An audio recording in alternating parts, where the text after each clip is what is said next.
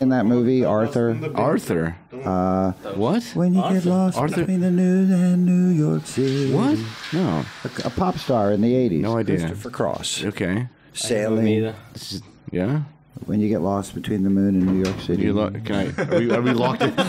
That was very... Giving more information on something we don't know. Very firm closing of the door back there. I feel like we're locked in now. We are. Yeah. I was gonna go get a... I was gonna Produce ask for... free content now. I was gonna use for get a water, but I guess not.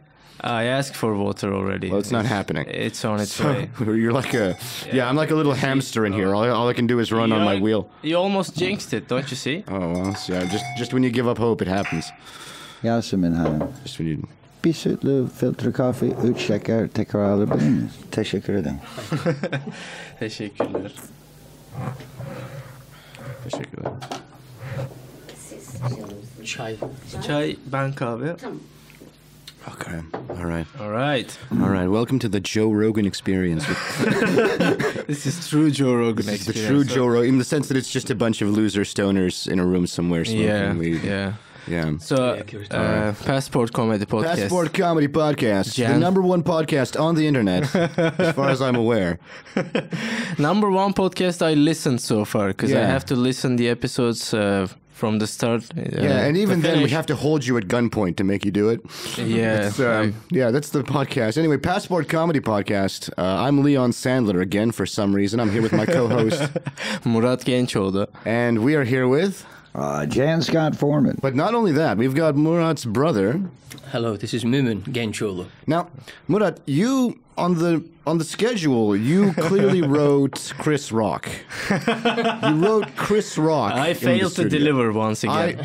Okay, has Louis C.K. answered any of the emails you sent him? Some of them. Okay, but not about podcasts. Just with attachments, no words. Okay. Yeah, he said he just has something he wants to show. Has Mohammed bin Salman got back to you about being on the pod? No, not okay, yet. but you got your brother. I am sending emails every day, man. Trust me on yeah, this. that's right. We're gonna get I got my brother. Yeah, we got your brother. We got some people that are gonna be released from prison soon. They might come here. That's good. You know, they've been listening to the podcast because again they're being forced to by their captors, and we respect that. And we'll take the audience where we can get it. Anyway, so yeah, we're here with Jan Scott Forman. Jan Scott Forman, let's, I don't know, chat with Jan a little bit. Exactly. Talk about comedy theory once again, Comedy maybe? theory once again. That's right. It's Theory 101. Nothing funnier than talking about the theory of comedy.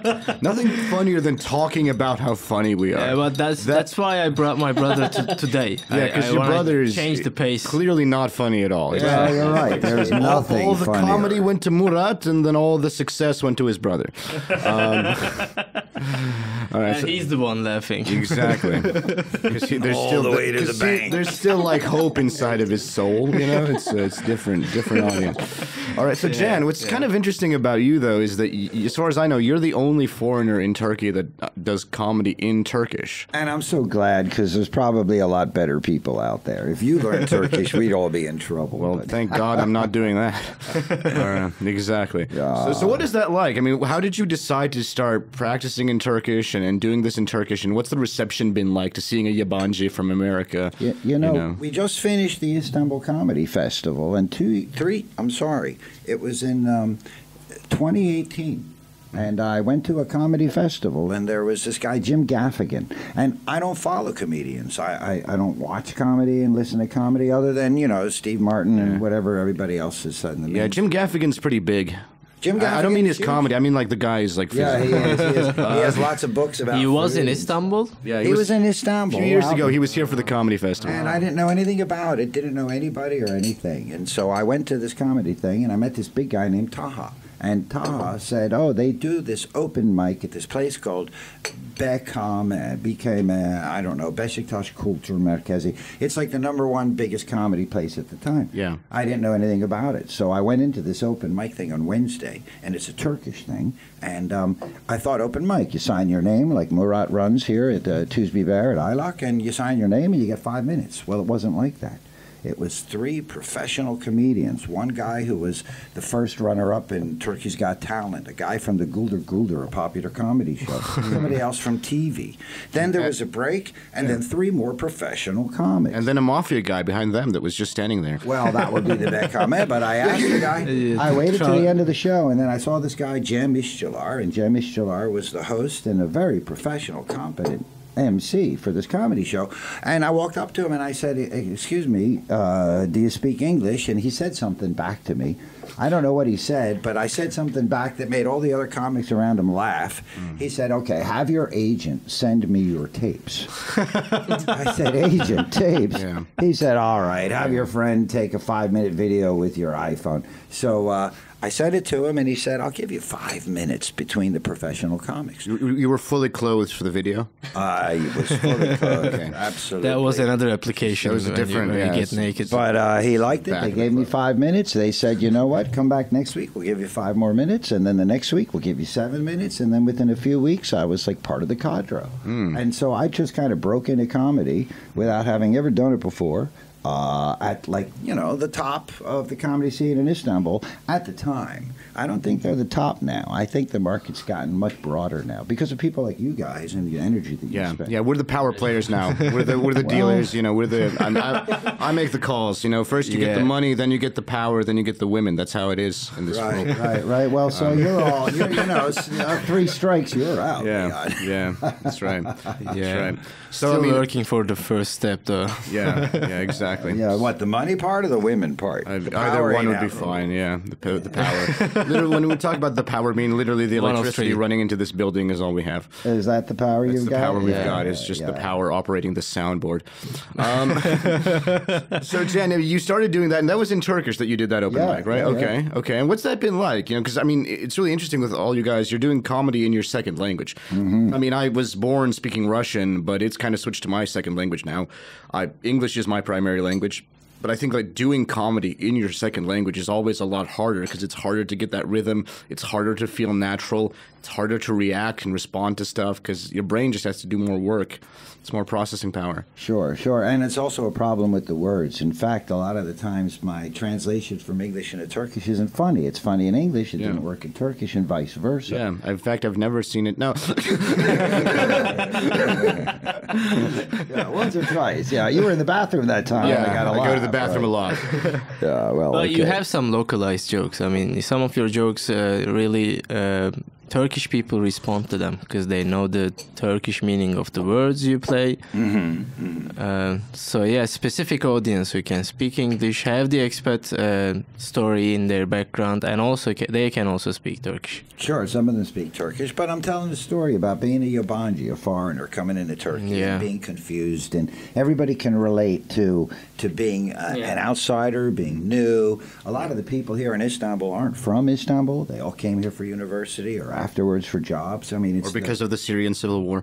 It could be, but this is the big city. Russian-Ukraine war. Let's not forget that. You got to go to the big city if you want to get something done, if you want to get a good job, etc. So there's a whole new generation of people in the city. And they know what it's like, and they can appreciate that. Yeah. There's definitely like younger generations, maybe, I think, because you're hitting like an audience that I think your target audience speaks Turkish and English both, at least to some extent. Maybe not perfectly fluent in both, but, Turks who speak English or foreigners who know a little Turkish. And yeah, I think young people especially have that kind of crossover. Yeah, absolutely. Despite the fact that I'm an English teacher. Well, you're kind of crowdsourcing new students here. Absolutely. Like, did you get this joke? If not, contact me. We can work on it. We'll get you to be. You got it. You're gonna like your next poster. Your next promotional poster should be like Jan Scott Forman, B1 English required. There you go. To understand. Yeah, we'll have to test everybody before. Yeah, everybody takes an IELTS You can test. say I am the best comedian out there, but if you don't laugh, you didn't understand. Yeah, so exactly. You need to do more listening practice. Okay. Yeah, exactly. Listen to me more. Yeah, you should. We're gonna start a new English school that's just us doing stand up all the time. There you go. That would be good. Why not? Yeah. That's basically how I use dating apps now. That's what TB English comedy is all about now. Yeah. Trying to get people to understand enough English to understand some of our jokes. That happened yesterday when we were performing. I think it was one person who was on stage, and he was like, "Do you speak English?" And the guy was, "Yeah, I get everything. You know, I understand what you're saying," which is a lot worse, I think, because what that means is he understood all the jokes, but just didn't find them funny at all. It would be better if he just didn't understand, then you could get away with it. But no, he comprehended everything and was like, "This isn't funny. I know enough about English to know that this doesn't work as a joke." That's knowing too much, I think, for our comedians. Yeah, give a tip to our future audience members. We want you to know B1 English, like enough to understand and laugh under pressure, but not comprehend the jokes and see how shitty they are. But that's what we want. We want like a kind of smooth spot in the difficulty curve of how well you know English.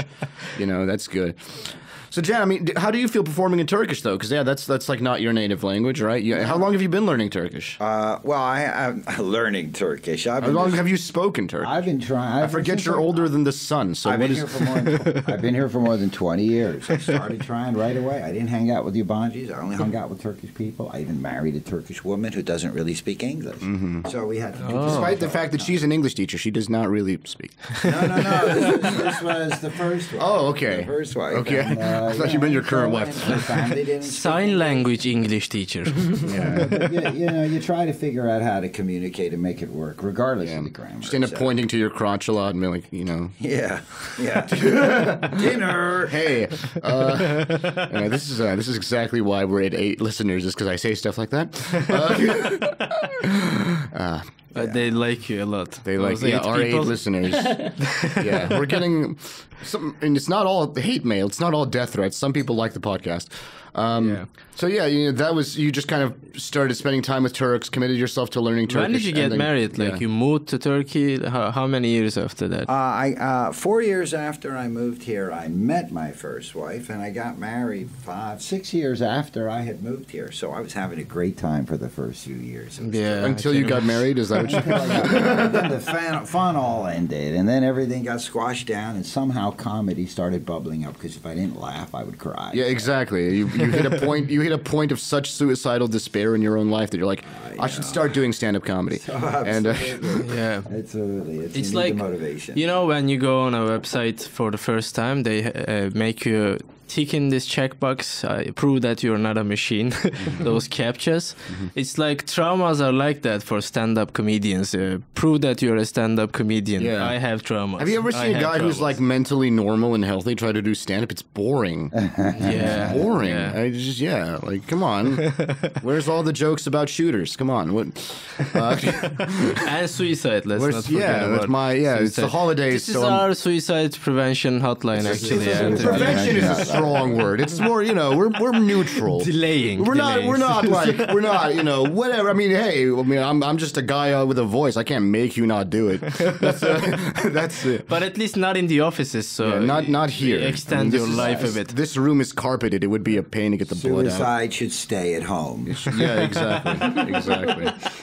And that's our motto here on the podcast. And anyway, we're gonna have 6 listeners next week. Okay. Oh my god. Anyway, so Jan,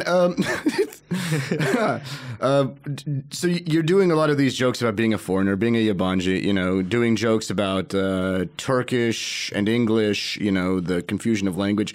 Do you find yourself writing different sets for a primarily Turkish audience, or when you perform in Turkish, or is it kind of just the same set and you translate? The thing is, I'm telling my story about coming to Turkey as somebody who's never been here before, doesn't know the language, doesn't know the culture, doesn't know anything about the country, and learning how to experience things like Turkish coffee and not knowing that it's full of mud inside when you drink it, or the food and things like that. So, no, I didn't really know anything about Turkey. Converting to Islam. Converting to Islam, right. So I try to tell the story, and I mix and match different parts of it depending on which kind of evening we're going to have. But generally it's the same story, and I try to add new things to it all the time.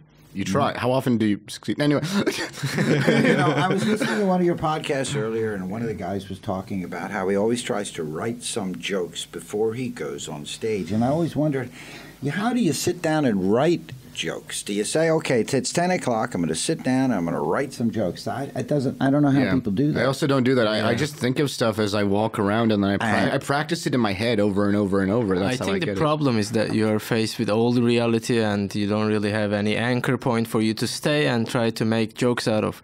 That guy's advantage was doing a lot of corporate gigs, and he can come up with a joke about if it's a tech company trying to find out something about tech people and Indian people. Indian people. Being Indian is like a comedy goldmine. So yeah, I mean, I think that's right. Like if you're doing a set, at a tech company for a tech audience, then you can write jokes about tech. That makes sense. Yeah. So we need to get sponsored by Akbank or the people that make the Bayraktar drone. Or at least these microphones. We don't really ask much. Yeah. Let's whoever makes this. I feel like I'm a big fan of this microphone.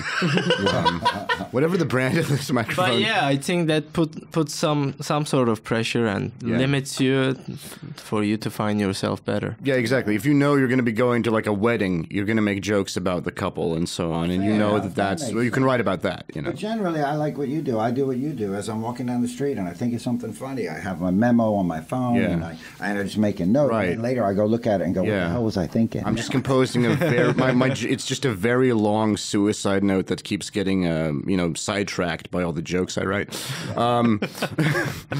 Anyway, so yeah, you don't find yourself writing a lot, and you don't find yourself switching material for different audiences. No, a lot of times I come up with things in English, but I don't know how to do it in Turkish. And then a lot of times somebody tells me that, well, it's funny in English, but it's not really that funny in Turkish. It doesn't work that way. So I'm always trying to but first I just write it down as that's something that's worth being looked at. Not the joke, but like the seed, the kind of idea, the basic idea. Sure, it could be traffic or how people drive in the country. Your bitch of an ex-wife. That's a topic, how people drive. Yeah, right. So, for sure. Have you ever had anything that maybe didn't? It's not that it didn't land, but that it was actually kind of like offensive to the crowd or something where people, No, not offensive. Mostly, sometimes people are a little surprised by some of the things I come up Jan with. is clean. Jan is clean. Cultural. I mean, not political. from drugs, but I mean, his comedy's very clean. Yeah, generally, I mean, I don't like to cross that line. But sometimes it doesn't work just because I'm saying it wrong. I can't translate. But I think people might like that. Do you find that kind of gives you an added flavor that like you're Turkish? From what I hear you saying, it's not like perfectly fluent. No, you get stuck sometimes. Sure. But I think that might add to it because people are seeing this guy doing this bit in Turkish. Sure, and I think a lot of people. You were right. A lot of people do know some kind of English, and if they have to try to do English, they know exactly what I'm going through, and they have some sympathy for me. They give me some latitude to make some mistakes, and sometimes the mistakes are funnier than the actual joke that I intended. So. Yeah, and another funny thing about you, Jan, is that you became, I think, TikTok famous a few months ago. How did that happen? I didn't do it. Somebody here, I think at Tuesday Bear, posted something that I did about a joke, and it got like millions of views. And people walk up to me on the street all the time. I'm walking my dog last night at midnight, and a guy in the parking lot says, "Oh, you're still doing comedy?" That's great. That's exactly what I want, is just to be stalked by strangers at midnight in parking lots. Like, you're great, you're amazing, get in my car. I'm telling you, it's funny though. Yeah. But it's been a while, right? It's like 1.5 years ago. Yeah, maybe 2 years ago. We got to get you We got to get you doing a little dance or something on TikTok. Well, I don't know. That's pretty good. People know me, so I'd like to see it. What did it feel like to suddenly be followed by millions of 14-year-olds? Yeah, it was really strange. I'm walking down the street with my mother, and people are walking by, and they say, Kareem, and they say the punchline to my joke, and my mother would ask, "What did they say?" And I said, "Never mind." So it's kind of cool, but the hell with the fame. How with the credit? Yeah. It's not easy being famous. As somebody who runs the most successful podcast. Everybody asks me back home in America. They say, "Have you monetized this?" Yeah, and I'm like, "Could you? I got free coffee." Yeah. That's free coffee. Probably like a better investment than actual money here. It could be. I see you're drinking Starbucks. Actual I need cash money. Yeah, this is unique coffee, and it says you are unique, but all the cups are exactly like this. Thank you, Jan. Thank you. I want to introduce my brother. Yes. Because, we always say this is a Passport Comedy Podcast. This is where we interview comedians and creators from all around the world. And we never had a creator. We always had comedians and talked about stand-up theory all the time. Let's talk to someone who actually does something good for the world. Yeah. I know. Actually, if I may, I'm curious to ask him. You're wearing a Rutgers cap. Yes. I mean, you know that he's a collegiate football player. I remember from the last time that we met, you mentioned. We talked about America. I mean, this is unbelievably cool. I don't know if you know how cool that is. That is very cool. You're a tight end. We have a tight end, wide receiver. Yes. Tight end, wide receiver. I'm sorry. Could you? Yeah. I used to be a tight end. I finished as a wide receiver. That is fantastic. All right. I'm sorry. I don't really know sports terms. I'm more of a Pornhub guy. Is that right? Yeah, It's all right. So, my brother is the creator of pharmaceutical industry policies or something like that. Something so he's like kind that. of a creator, all right? Yeah. Close. Pharmaceutical. Okay. I am stretching the meaning of creator here. Munu, could you introduce yourself to all of our, listeners, many listeners? Hear about you first, and we can maybe talk about NFL just to change the pace. Jay, I like to talk about pharmaceuticals. Yeah, pharmaceuticals. Wow, everybody wants something else. My policy on pharmaceuticals is that I just take as many as I can. Good approach. Yeah. So Mumun. I'm Murat's brother. That's my only qualification to be here, I think. It's the most famous person we've had on the pod. And I work as a global health advocate, as I think is the title of the job. I work in regulatory affairs, trying to make global policies where you can ensure that there is harmonization between countries, then you have easier access to medicines. So that hasn't been working, right? Yeah. Well, it is working.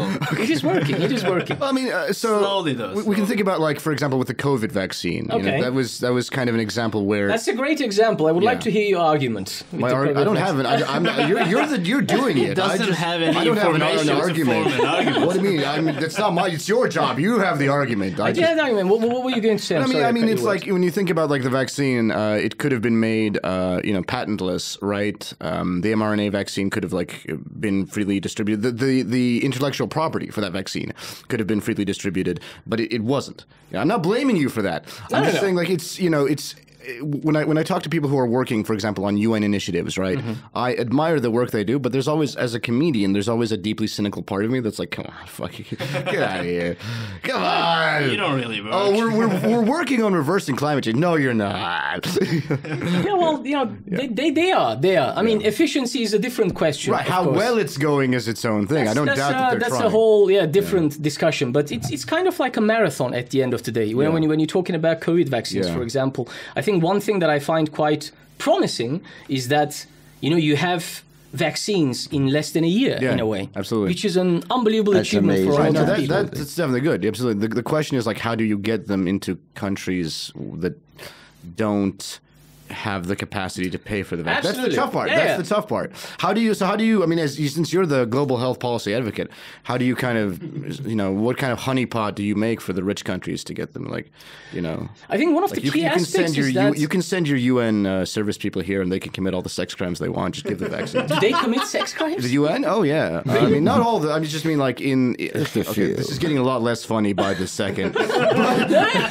yeah, there's, what was it? I think it was in Congo, right? That a bunch of UN peacekeepers were found to be doing that. I'm not against... Again, this is just me, the part of me that's just... Whenever I talk to somebody that's doing global policy, the part of me that's just deeply cynical. But yeah... That's an interesting, I think, aspect, indeed. I mean, what do you think about it in general? Because it is, I think, comes to a fundamental difference between if you believe in a global cooperation or if you would prefer a more local manufacturing or everything that's being local. Right. So it really comes to that question. At the present time, local manufacturing is not really a possibility, right? The way that supply chains are set up, the way that production is set up, global supply chains are a necessity at this point, and that's fine. My point is just every time I think about international cooperation, I think it's kind of like what Gandhi said about Western civilization. He's like, I think it would be a very good idea. Exactly. I think international cooperation. It's sort of like the bubbles that appear on a wave, right? It's like an epiphenomenon. It's on the very top. There's some cooperation, but underneath that global structure of price incentives, that global market is That's still true. functioning. Yeah, and your absolutely. job is hard because you have to find a middle ground. This is a international relations podcast now. We're talking about It's actually pretty accurate. It's pretty accurate. Welcome to the Global Foreign Policy Hour with Jan Scott Forman and Mumun Gencoglu. We have a new segment now. We're gonna talk We're talking about global foreign policies. Yeah, exactly. I every thought we were episode. talking about drugs. Yeah, yeah. How do we get more drugs to people in poor countries to maybe cheer them up a little bit? That's You know, right. that's 'Cause kind of when what you're we're talking talking about the global pharmaceuticals. right. Cheer them up. When Yes. you're talking about compliance issues, regulatory affairs, that's you're right. actually. This is what happens when you mix the comedy podcast with the real thing podcast. Is that so? What would you say, Mumun? What's the like? How do you advocate for countries to give up their intellectual property rights to make things available? How do you advocate for countries to allow their products to be manufactured or sold in or shipped to countries where there's less profit to be made, because you're working against that profit incentive in many ways, right?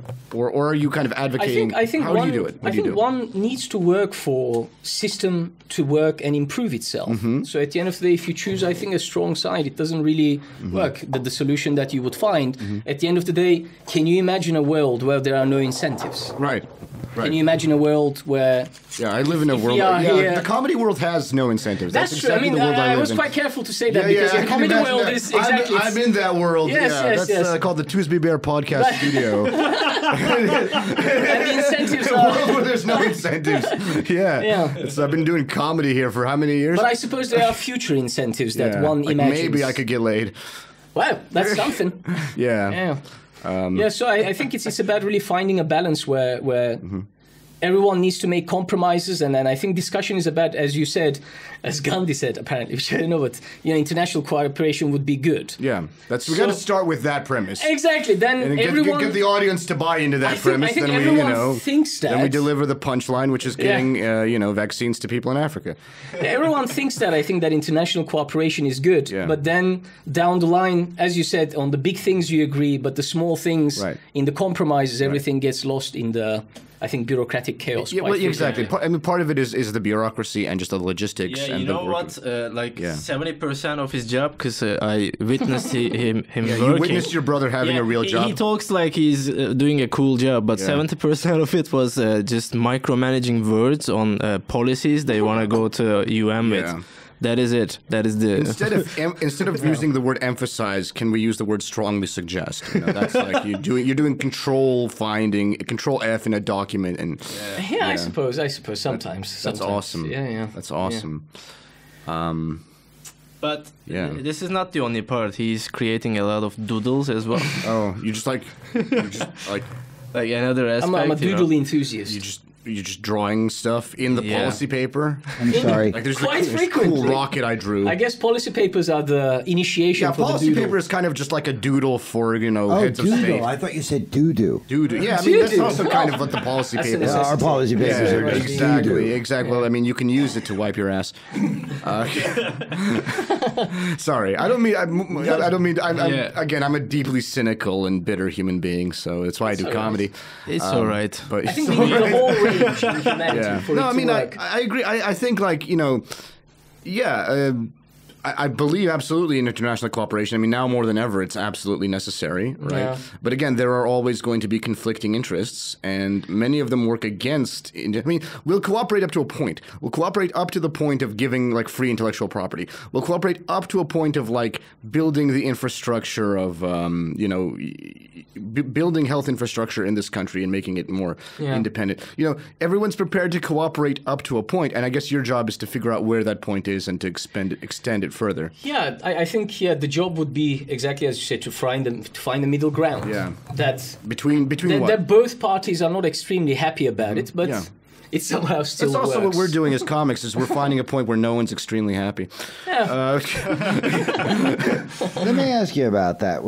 Now you're Murat's older brother. Yes, I am. Okay, so has Murat always been the funny guy in the family? He has been. Has he been? He has Really? been, yes. Uh-huh. Absolutely. Without a doubt. They have Without hard a time doubt. believing Yeah. it. Yeah. Not only funny, but I think also wanted to be funny too, which is also an important aspect. I think of being a comedian, at least. My Yeah, observation. being funny is a was. big part of being a comedian. comedian. Not for many of them, but yes. But also wanting to be funny, that you want people to think that you are funny. That's great. I want to be rich. Yeah, well, then you should get into pharmaceuticals. 'Cause it's not in comedy. Well, actually, if you think about it, they're both in pharmaceuticals, just from different sides. Yeah, exactly. One's the supplier and one's the user. Exactly. It's a nice combination. Yeah. Keep it all in the Well, pan. you do negotiate a lot of words I'm going to as need well. several kilograms of cold medicine. Yeah. No, I mean, absolutely. So, On top of all this, I think the biggest identifier of Mumun is he's a big NFL enthusiast. wow. Yes, I am. Back to Rutgers. Yeah, there's and Eagles. Is that they used to call it the No Fun League, NFL? I'm the sorry, No is that Fun right? League. I don't know anything. I just know there's two types of football. There's football and there's American football. And American football is the one that gives you brain damage. That's right. That's I mean, right. football or soccer, as they say in Europe, that gives you brain damage as well. I mean, concussion, I think, is a part of professional sports in general. With soccer, it's just so slow that you end up hitting your head against a wall to make it, more interesting. Yeah, it's an interesting game. I mean, do you have any jokes for football? I mean, as a football player yourself, because in the US it's quite a common thing that you have these very niche market, very successful stand-up comedians that joke about American football. I do not know any of them. Really? Wow. Yeah, they are invited to. I mean, NFL, the National Football League, is becoming slowly in my opinion, almost a religion in US and I think the rest of Europe as well. It's a very interesting. Football teams are definitely what we have instead of like churches. Yeah, in a way, and I think US is doing Where we actually sacrifice people. It's all we're doing the human sacrifice. Yeah, pretty much, exactly. Yeah, putting bodies on the line. Yeah, I think there's something different about Turkey, because in Turkey, football, soccer is by far the number one sport, and then way down the list would be basketball and volleyball. In America, in every major city, you've got football and baseball and basketball and hockey. You've got four big sports. Yeah. And so we go by season. So our religion might Which be is also football. brilliant. No, we've got enough. we're keeping the whole country pretty stupid by just giving them a new sport every once in a while. Sure, it's the Just give it a bit of a Coliseum. break. Exactly, it's fantastic. It's one really. big Coliseum, Yeah, and keep exactly. the masses happy. Exactly. If you get really desperate, you can look at the women's leagues and. But there's a that from whole the podcast. infrastructure. Kids play Pop Warner football. I mean, we start playing football when we're like 7 or 8 years old, and we work our way up. So there's millions of people that play the game. I mean, that's why soccer's getting popular in America, because it's not so violent. Moms, soccer moms, they don't want their kids coming home all beat up. Yeah. I've got broken stuff. If your kid's gonna damage his imagine. brain, he needs to do it by taking drugs. Sure, not by sure. But I heard soccer moms out of context. Oh, you heard soccer moms? genre, Which yeah. part Tuned got in you? It was now. the moms part, right? Yeah. Yeah. Load the kids My in the van. special awareness was alerted with that. Yeah. Soccer moms? Soccer moms. But after this, I'd like to find out some comedians that do stuff Yeah, about absolutely, football, because I've absolutely. never ever seen any Really? before. How and why did you get into American football? Yeah. I don't know. I think I watched a clip, and there was this. As you say, this sacrificing someone's body. I think it was. I think it was Antonio Brown, this very famous wide receiver, the person who catches the ball after the ball is thrown. And there was this fear in this person's eyes, where you can see they really do put their bodies on the line. And this sport is loved by a nation. Yeah.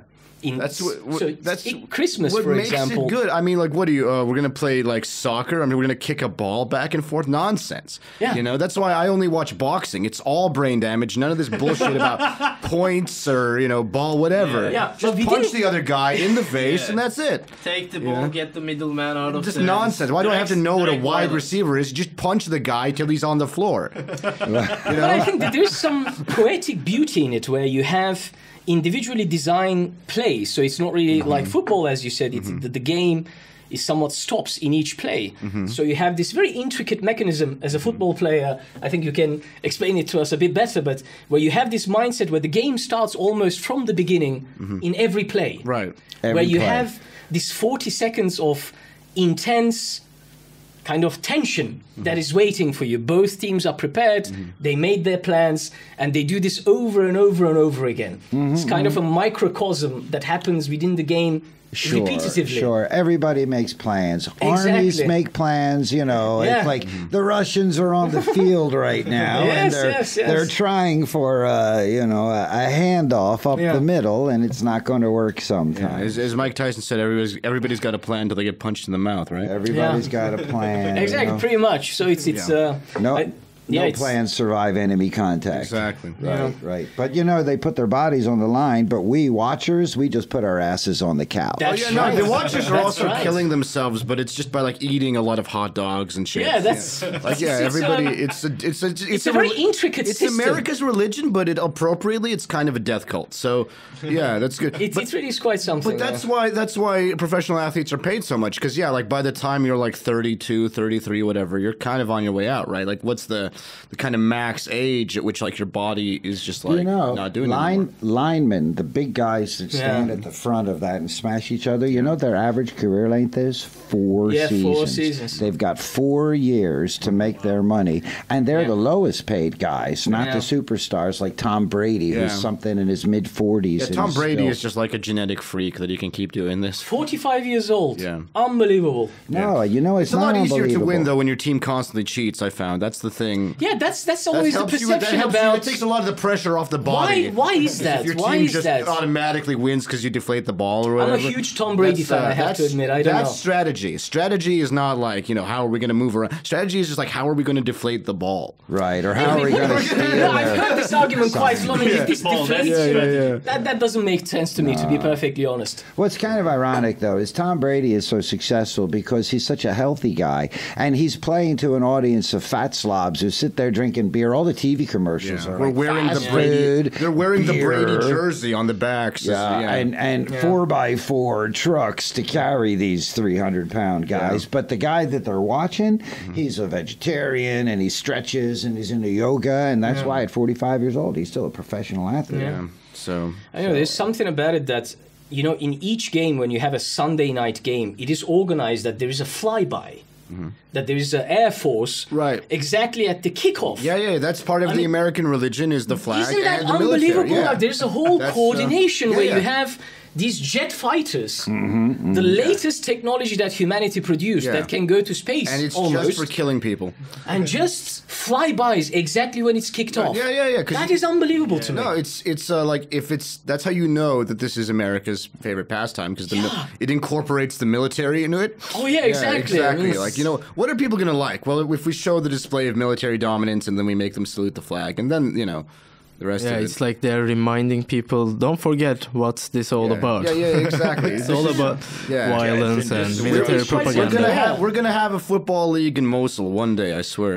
But I don't know. There's a part of it that I like. I think it's kind of it embraces its own identity. It doesn't lie about it's like the brutality of the and the messaging. There was one guy, Colin Kaepernick, who tried who tried to bring awareness to police brutality against black people by taking a knee, by kneeling. They're like, get the fuck out of here. That's not what this is about. Colin who? I mean, that's our Turban discussion in a way, no? I mean, in US, there was this whole thing, if you're going to kneel, or if you're not going to kneel during the anthem, and then even the presidents dive into it. Yeah, exactly. Because that's what it's like. Yes, it was one of the main policy, I think, for the primaries for Trump, I remember. We've given up trying to get health care to the American people. Now we're just arguing about, are you going to take a knee during the thing or not? Yeah. And I love that, did the Redskins change they're the Washington Chiefs, right? They did. No, they are Washington Commanders. Commanders. Okay. And I think what fascinates me is that there must be hundreds of millions of dollars that someone designed this brand. Yeah. Yeah, so then change. why did they come up with an interim name? Their first thought, well, we'll call it the Washington Football Club. Yeah, exactly. It was Washington Football Washington Club. Football That's Club. pussy. It's like the It's a bitch move, WFC, WTF. Exactly. It's the Commanders. Commanders. Now, I wonder if Kansas City Chiefs are going to be next, because now it's all about public awareness about the American Native Indians. I feel like Redskins was a different level. But I think they are I call them the Redskins. Cleveland Indians are gone in What was the baseball. name of their? What was the name of the Wahoo? Was the name of their fucking mascot? What was it? Yeah, that was Redskins was intense. Was like, I yeah. mean, Chiefs, I think Chiefs is a also little better. Successful also It's as a little team. better, yeah. It's Also, very the successful team as a team can't. as If you're well. gonna be the Redskins, you gotta fucking kill You have to win them. that Super Bowl every 3 years. I mean, Scalp your seriously. enemies on that field. That's right. The only scalpers you see are outside of RFK Stadium. Yeah, if you make a nation upset by calling them Redskins, at least give them some success, right? Yeah, exactly. You have to, exactly. I don't want to be No part way of out. I don't want to be associated with a racist football team that's losing. You know, Would that make it better? Would it, do you think? to win? Yeah. If they were a successful team all the time. Yeah. Yeah, I suppose. Like, all right, the Redskins. I mean, the name's kind of fucked up, but you can't argue with the results. Yeah, You know? because that is not I would say racism. there's probably like some sort of scale where the more successful you are, the more racist you can get with it. Like I if they- suppose it if must they were be, it totally must be. undefeated, they could come out in like feather headdresses and like with hatchets, and people would be like, "Well, I don't know if that's really a good look, but I mean, damn, you know, I they earned appreciate it." you actually mentioned the Chiefs because they have Patrick Mahomes as the quarterback, which they are extremely successful now. Right. So if it was drafted by Redskins, it could have been a different All story. right, so we've done the comedy, we've done the Passport Comedy Podcast, we've done International Relations Hour, and now this is the NFL Zone. All right. Red Zone on Saturday. Game Zone, I recommend to Saturday everyone. Game I think it's Zone. going to be this Saturday right. as well and Sunday too. Gee, it's kind of funny because Brought to you football by and whatever pharmaceuticals cryptocurrency just there is go now. together. They do a bit. Football and pharmaceuticals go I mean, they are together. organized. They are an association as well. I Yeah. mean, my job I find is a bit similar to NFL, Yeah. where National Football League is nothing but an association that answers. America is a very big country to international members in a way. They all have different agendas. They all have different goals. Right. And the pharmaceutical industry is a bit similar too. So Right. one needs to be able to. Like it's a giant scam. No, it's No. yeah. I mean, one needs to be able to kind of like coordinate the competition between different players, right? Yeah, Different exactly. teams. You need to.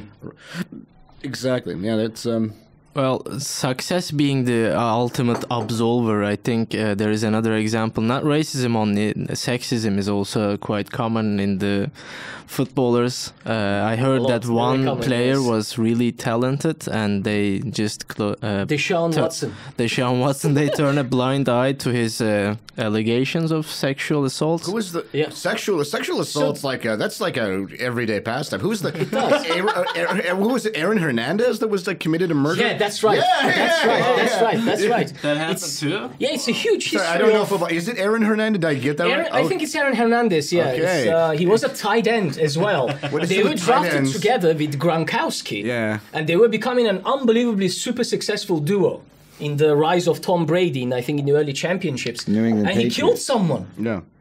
Yeah, yeah. Not Yeah. even on the field by hitting, but like Yeah. outside of work. Yeah. You know?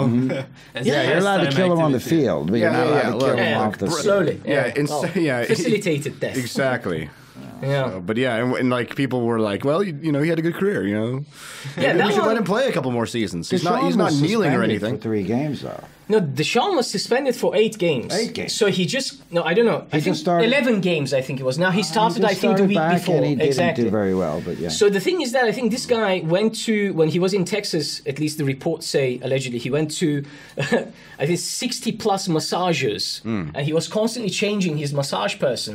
And all of them are now kind of filing lawsuits Yeah. against him because he kind of harassed them. And it became a huge scandal where within the association, NFL, I think female reporters as well were kind of becoming quite open about it, and then everyone wondered what the NFL would give as a punishment, and it was 11 games. So now he's back, and I wonder if he wins the Super Bowl, as you said. Yeah. So it's kind of a strange... Can you get how successful do you have to be to commit which crime? We got to get the levels right. Exactly. You know, it's like Football scholarship in sentence. yeah. Basically, yeah. That's kind of it. You get a football scholarship to commit crimes, depending on how successful you are. You know.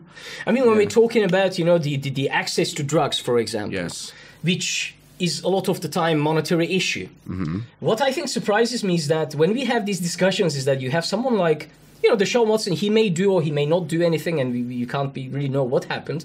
But this person gets, I think, per year, $50 million of guaranteed money. So this is how much we care about a certain sport. That is okay if you are that good. Right. It's kind of a public acceptance of the situation, which I find quite peculiar. Yeah. So if you want to have access to drugs in Africa, wait for infrastructure to build or do or football. transfer Deshaun Yeah, Watson. that's exactly. We gotta do like a World Cup, but for the global South, and the winning team. Yes, yeah, gets exactly. Like, you're playing for a new hospital. All right? Oh, that is not bad. Yeah. Winner gets a new hospital. Let's go, boys. Right? You know. Yeah. Get those life-saving malaria drugs you need. Then would it be okay if Deshaun Watson played? I don't know. Yeah. Well, there's got maybe like there'll be enough of these scandals that those guys will just form their own league. You know. Yeah. Yeah, but is it so? That means the more successful you are, the more you're able to get away with, doing things. It's a public. Then whereas about Bill Cosby or all of the stuff that's happening the past few years about. Yeah, it's a sliding scale though. You know, you got to be. Yeah. But still, though, You're president of the country, are allowed to grab women in the crotch. I mean, it's okay. I'm president. It's okay. I mean, I'm Deshaun Watson. It's okay. We're not condoning any of this. We're just commenting on the fact that it happens. Yeah, and it's kind of publicly accepted. It's weird. It's weird. Yeah. It's weird. I'd like to get to that level. I'd like to test those boundaries. Follow Jan Scott Forman on TikTok, folks. He's going to get to that level. With my TikTok he's having followers. all this 4-season Bill Cosby arc going on for him. That's right. You got 4 seasons to get to Bill Cosby's status. Yeah, but ad hominem logic, the guy says something wrong, does that mean he is wrong? Just because, I ask people about Bill Cosby and they don't even want to hear about him anymore, just because the guy screwed up doesn't mean that his stuff wasn't funny, right? Yes. Deshaun Jackson used to be just an okay Aaron quarterback for Hernandez the is Houston really good Texans. at playing football and murdering people. Both of those things can be true. If Deshaun Jackson was as good as Tom Brady, would they have forgiven him for this type of stuff? Would they have suspended Tom Brady for 11 games if he had done the same kind of things? I think what you got to realize though is that like the NFL is a business at the end of the day, so they have that business incentive, and they're not going to really punish star players if those players are bringing people, it's kind of like viewers, bringing. It's kind of like what he was talking about the pharmaceutical sector. He's trying to coordinate a bunch of different companies that are actually different countries and licensed and have different agreements with different countries, and they've got that intellectual property, and they're subsidized by their governments, and in exchange for that patent, we will work on this and distribute it in Africa for free because we're going to give you some money to take care of that for you. So it's all individual owners of football clubs trying to work together in the football association. And every so often there's a flyover of jets that happens. And and that's the United States government that's doing that, because there's a... My 2 cents to your question, you said if Tom Brady did the same thing, would he get suspended for 11 games? I think if Tom Brady did the same thing, it would never go out in public. Yeah, you know what? It's very That's the main difference. I think so. Yeah, I think so. Kept it down. Because all these things came out after he didn't want to sign a new agreement with Texans. Yeah, very interesting. It's kind of a strange dynamic. I think what I find strange that this is all public and publicly discussed, and then we are okay with it as an association or as people that we watch this game, including me. Well, I mean, I think the attitude that most people have is, this is just football. I don't want politics in it. I don't want, I'm just here to enjoy the game. I don't want to think about the outside consequences of it or whatever. And I mean, I can't blame people. It's the same thing with football. Let's call them football and football. It's the same thing with football because for the World Cup in Qatar, how many people had to turn a blind eye to the slavery that was used to build the stadiums and the whole LGBT suppression that was going on. People they know that stuff, but they're okay with it because at the end of the day they want to enjoy the game, and you can't blame them.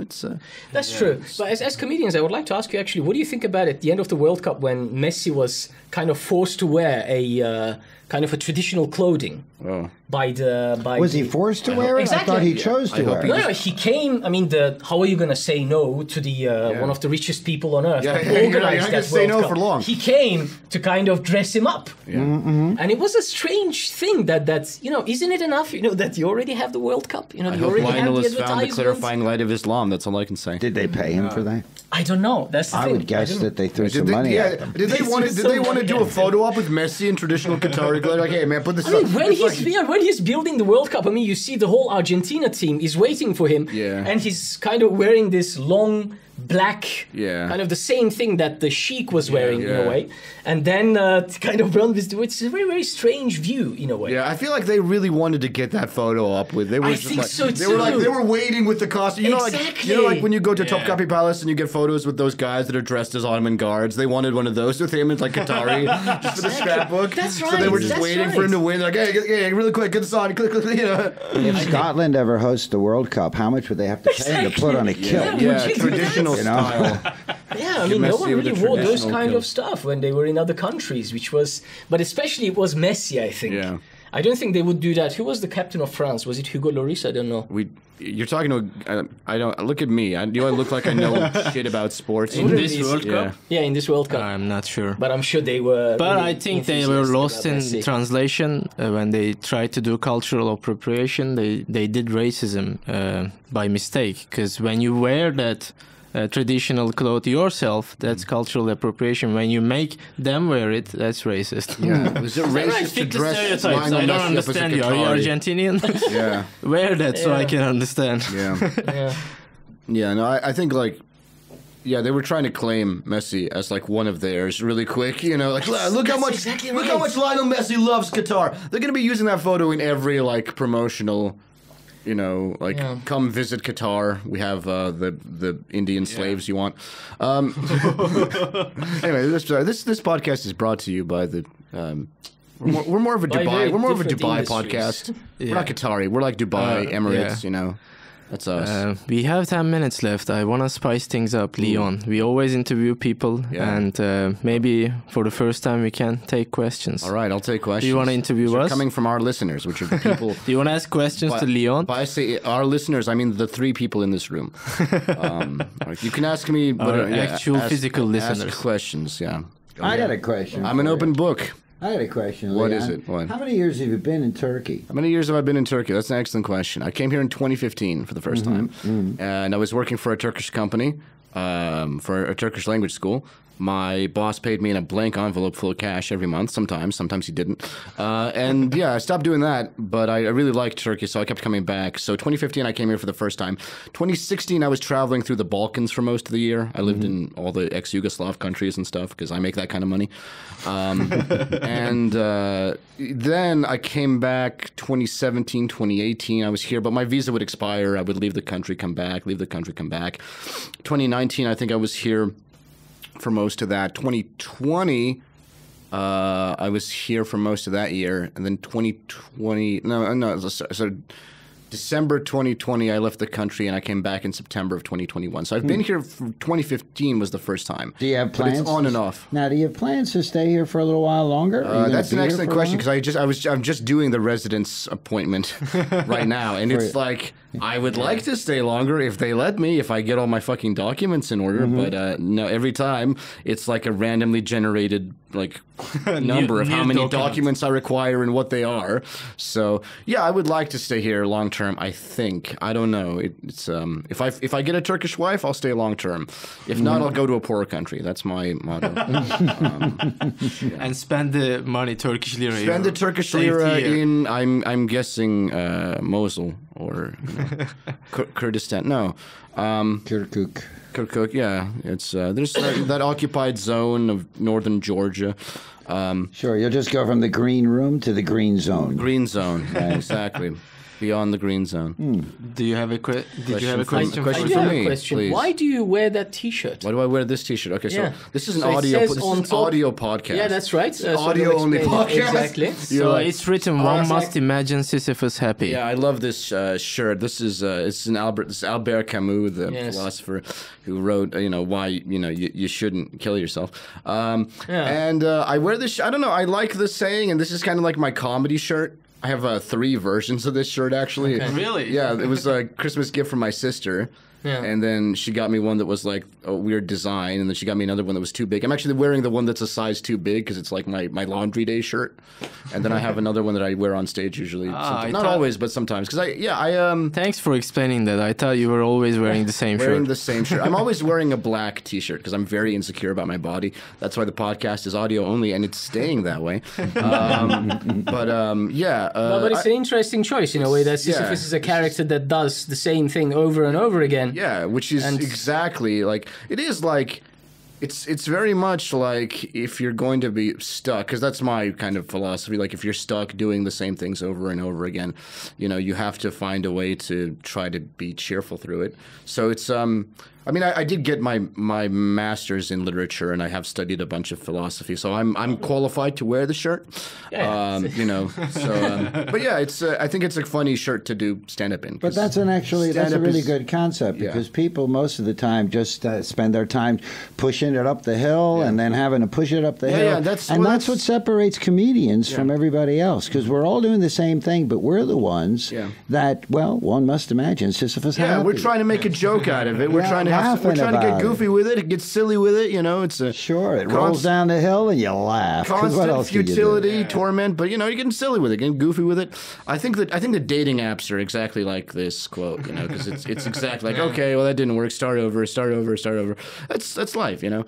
But yeah, I mean, I spent college reading literature and philosophy, and so now I'm qualified to do this. That's great. Yeah. He was connecting to football. Albert Camus was a great football player. He was a great football player. Football, not American football. He would have loved American football. Camus, he would have. Yeah, no, he was really big into football. He was the Chad philosopher. He was like good looking. You know, getting pussy, playing football. It's like the opposite of Sartre, who was just like looked like a fish, like one of those weird deep sea fish. You know, it's easy to be happy if you're, you know, think, you know, good look, like awesome, like Albert Camus was. Yeah.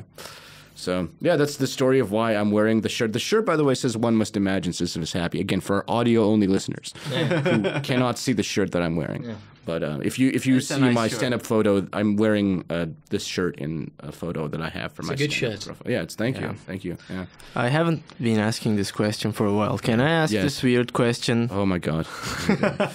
Fuck, marry, kill. All right. Would you adopt your child self? To adopt your child self. That's your standard one. My answer, as we've discussed, is yes. Yes. Of course I would adopt. I know your answer. Yeah. Yes. Jan? What would you say? Would you adopt your child self? I would walk away as fast as I could. But not run away. Who has a child? Who wants to have a child? Like, look, especially me. I don't know. Yeah, exactly. Look how you turned out. So why would you adopt a child? My family loves me. I'm 3,000 miles away. It's absence makes the heart grow fonder. Exactly. You're going to raise another man's child? Oh my! Absolutely. I'm raising myself as it is. Yeah. Wow. Yeah, but I would probably, if I did have me as a kid, I would probably want to talk more about the pharmaceuticals. How about you, bro? I don't know. Maybe in the future. Not at the moment. Not at the moment. I wouldn't adopt. If I saw my child self starving on the street, I wouldn't adopt. I'm not that altruistic. I'm not ready for it yet. Would you adopt your child self? People understand. I mean, self is unnecessary here. It's like they answer the question, "Would you adopt a child?" No, that was the answer. It makes a big difference because that child is me, right? But in a way, every child is kind of your child self, right? Because you were always. So yeah, it's just would you adopt a child, and we've all unanimously said no. I wouldn't even create a child. I wouldn't. I'm not going to get a second-hand child if I don't want to make one. Back to interviewing, Leon actually has another. Nice. Yeah, he has another side that he has this. You believe in Buddhism. Yeah, good. The one thing I wanted to talk about on the comedy podcast is my actual deeply held beliefs. Okay. I thought you had none, so it's surprising to me. It's from everything I always say on the podcast, it would make you seem like I have no beliefs, but no, I do have beliefs. The comedy part of myself and the Buddhist part of myself are not integrated at all. They're very separate. The part of me that studies philosophy and literature and Buddhism is like one guy, and the part of me that does this, makes jokes about Indian people and suicide, is another guy, and I haven't found, like, they're not exactly integrated yet. So no, you didn't dissolve the barrier in between. There's no, and hopefully, I don't know. I mean, for me, comedy is a hobby. Like, it's a fun thing to do. It's a pastime, But it's Yeah. not the most important thing in my life. The most important thing in my life would be the studies I'm doing in Zen and Advaita Vedanta and stuff like that. But yeah, it's hard to integrate because, I mean, try, for example, to practice right speech, to be more compassionate with people, to be patient and, to be kind and all that. And then I try to do comedy, which encourages me to do exactly the opposite of that at all times. Comedy is like, how can I be mean to people in a way that's fun? Yeah. So it's tough. It's tough. I actually appreciate your Instagram stories because Thank you. I learn a lot of things that I wouldn't learn Makes on me. myself. You caught me. I'm the annoying white Buddhist. Well, I mean, that's why I don't like to talk about it because it's like, actually, I'm Buddhist. I'm very spiritual. I'm probably more spiritual. Than I like that you go away to monastic solitude. I did that. I was silence. in England to visit, not to visit, but to hear a monk named Ajahn Brahm, who was coming from Australia to give a series of talks. And I told you, I was like, yeah, I'm going to England for a week to see this monk and attend his talks and do meditation. You were like, can you bring me back some whiskey and some bacon, please? And I was like, okay, well, yeah. We all seek our own monastic solitude. Yeah, we all in our seek own ways. we're all trying. Every sentient creature seeks happiness and wants to avoid suffering.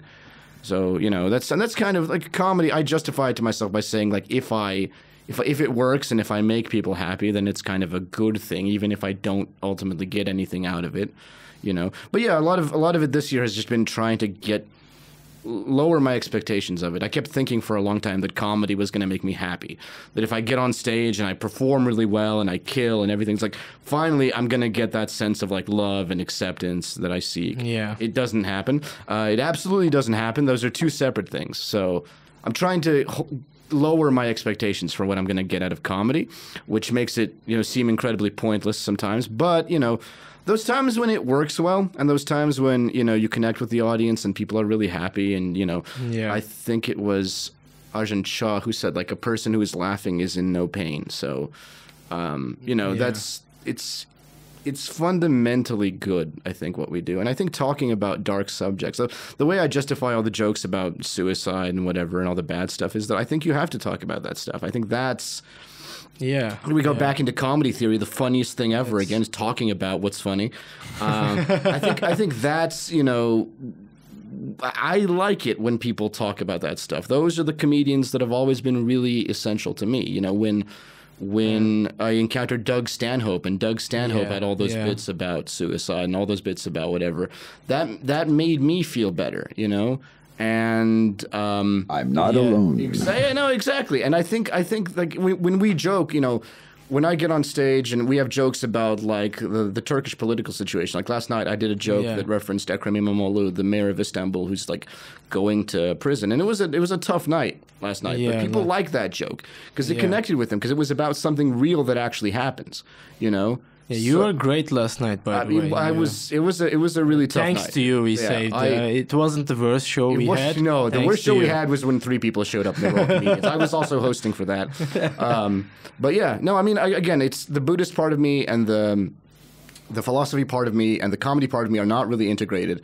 But I justify this by saying that, if it helps people, if it makes people's lives a bit easier and a bit better. Yeah. People always think that everybody lives in this advertisement world. You are either happy or waiting to be happy when you buy the next product. But it's not the real world. And people want to talk about these tough things. They think about it. They can't word it out. And as a comedian, sometimes you word it out better for them and start their healing process about this. Going back, I mean, and not everybody, and I understand there are different like ideas of what's funny and what's not funny. A lot of people might not like, jokes about school shooters or suicide or whatever. But for me, like, some of it, I can understand that it can be a lot for people and that you shouldn't always lead with stuff like that. But some of it is really, I think, worthwhile, and it might be political, it might be economic, it might be whatever. It might be frustrations around dating. It might be frustrations around being married, whatever. I think that's worthwhile. I think about like Rodney Dangerfield, right? All of Rodney's jokes are like, I'm no respect. Everything in Rodney's life is going bad all the time. That's what made it funny. That's what makes it funny. Self-deprecation can be annoying, but self-deprecation is, I think, always better than aggrandizement. Yeah. Right. I much prefer to hear somebody on stage talking about how they can't get laid and how everything's miserable. Yeah, than hear somebody like, actually, I'm really successful and great. Yes, things about some me. of the young comics do this all the time. They are trying to be the smartest, funniest, and coolest guy in the room. Oh my It's fucking never gonna God. work out. You can't be the funniest in the room if you try to act the smartest or. He's just trying to head us off at the pass. It's better to be self-deprecating than us deprecate him. I'll do. I can do. But no, I mean, this is another thing. Like, I mean, He's when deprecating himself for the 3 people. the 3 our listeners to the podcast who are actually plugged into the podcast right now who are Well, listening. you say that. I mean, you say that you have to be mean for comedy, but what you're talking about sounds very compassionate. I don't try. I mean, I don't actively try to roast people. But the thing is, like, when I do stand up, it activates. Like, again, the Buddhist part of me is trying to like let go of expectations, let go of my sense of self-aggrandizement, tamper down my ego a bit and make room for others and other experiences. And the thing about comedy that's tricky is that it's all ego inflation. And it's all, it's all about trying to get the love and the reaction out of people. And I don't try to be mean on stage or roast people on stage, but it activates the part of my brain that does that. Does that make sense? It activates the part of me that's not Buddhist, the part of me that's like, I could really, I can say something really mean here. I can make fun of him. I could do this. I could say that. Oh yeah. It activates a lot of those things. Like, I understand why comics have issues with addiction and stuff, because A, you're performing in bars all the time. And B, like, it activates all that hungry ghost element of your nature where you're constantly seeking things. Yeah. So we've moved into the spirituality podcast. We've done. I think this is going to get the most listeners because we've done every fucking possible genre of podcast. We've done the foreign relations In one hour. episode. Yeah, we've done the comedy zone. We've done the NFL zone, and now we've done the spirituality meta hour. Yeah. It's all validation in a way. Everybody should listen to this. Yeah, we are slowly approaching need the to end get into things MMA. here. Any last words that you want to say to our 8 audience members? No. We're getting to 10. This is the week we hit double 12. digits. 12. Damn. Yeah, dude, 12. Damn. I'm aiming for 20 anyways. That's right. Nice. The Patreon is not up yet, but when it is, top Any last tier. words, Jan? No, I'm great. You're great. I'm thinking about football now. Yeah. The No, playoffs. we're gonna continue I love the talking fact about that it's Christmas time. There is a football game. I would love if there was for the New Year's for us. We watch Istanbul Derby. Oh, You come together. There's football here. Exactly. There's college football. There's even Exactly. like a pro league here. There's We should- prison football Prison apparently foot- coming up. Those guys. There's lots of people in Turkish prison. They don't have a lot to do with their time. Sure. So you could get a league going, right? Yeah, of Can't course. go wrong with Free sports. labor, am I right? Yeah. Listen, you got to look for the positives in every bad situation. And if we're going to Yeah. imprison all those journalists, like Camus, some of them might be good at playing football. Yeah. Yeah. Yeah. Yeah. Any last Well, words, Murat? Thank you for coming today. I think it was one of the great good ones. episodes. Yeah, one of the good ones. All the episodes have been really great, actually, and you should listen and download all of them and rate them all 5 Yeah, stars on iTunes or your Well, favorite I platform. got to say, Leon, when they first asked me if I would be interested in doing this podcast, and I said I think Leon would be better for it. Well, I am so glad because you're really good at this. Okay, you asked him first. No. What the fuck? No.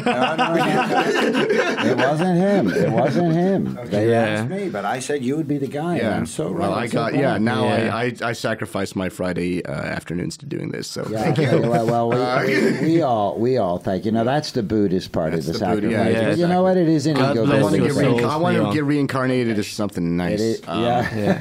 Yeah. Brother? Top tier. Yeah. How about a tall, good-looking man? Oh, that's the dream. That would be. Well, thank you for having me.